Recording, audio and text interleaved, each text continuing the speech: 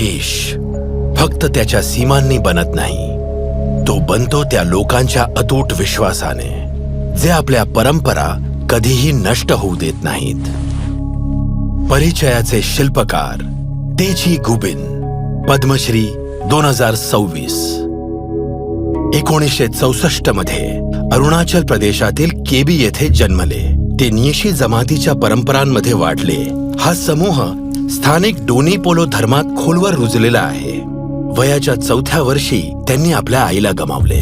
यामुळे ते अंतर्मुख झाले.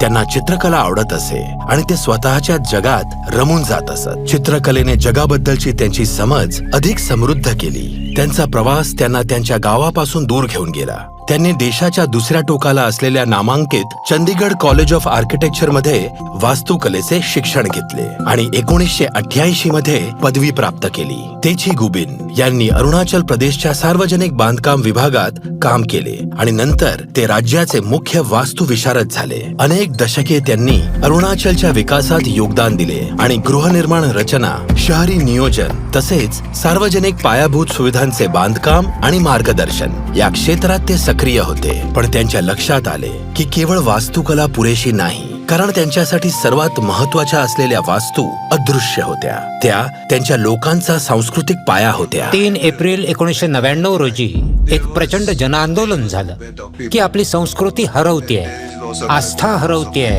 ओळख हरवतीये. आणि मी पाहिलं की आपले लोक त्यांच्या मूळ आस्थेपासून मोठ्या संख्येने दूर जात आहेत.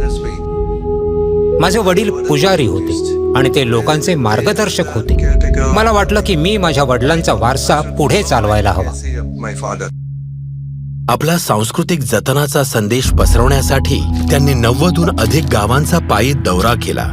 अशा भागांमधून प्रवास केला जिथे रस्तेही नव्हते. सर्वात दुर्गम गावांना वाचवणे हे त्यांचे ध्येय होते. त्यांना आढळले की ही समस्या सीमावर्ती भागांपर्यंत पोहोचली होती. तरीही त्यांनी चिकाटी सोडली नाही. 4 दशकात त्यांनी 600हून अधिक डोनी पोलो सांस्कृतिक केंद्रे उभारली. त्यांनी तिबेट, म्यानमार आणि भूतानच्या सीमेवरील प्रत्येक दुर्गम गावात तिरंगा फडकवला आणि सीमावर्ती लोकांचे अस्तित्व, प्रतिष्ठा आणि आपलेपणाच्या भावनेला सक्षम केले. लोक त्यांच्या जबरदस्त प्रयत्नांकडे दुर्लक्ष करू शकले नाहीत.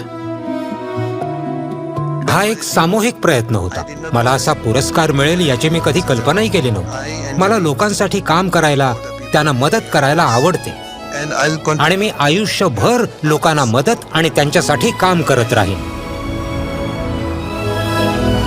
श्री तेची गुबिन, पद्मश्री 2026. कोटी कोटी नमन.